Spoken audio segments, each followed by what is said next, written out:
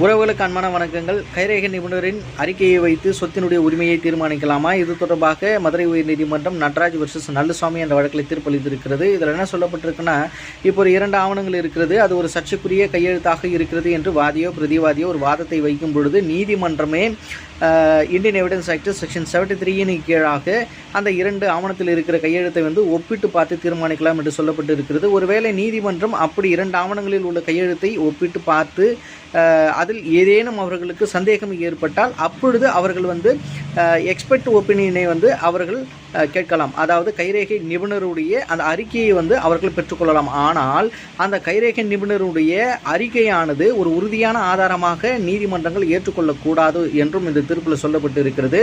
ஏனென்றால் அந்த கைரேகை நிபுணருடைய அந்த அறிக்கையானது வழக்கினுடைய தன்மை மற்றும் சூழலுக்கு ஏற்பதான் வைத்து நாம் தீர்மானிக்கணும், அதை வைத்து தான் தீர்ப்பளிக்கணும் என்று சொல்லப்பட்டிருக்கிறது.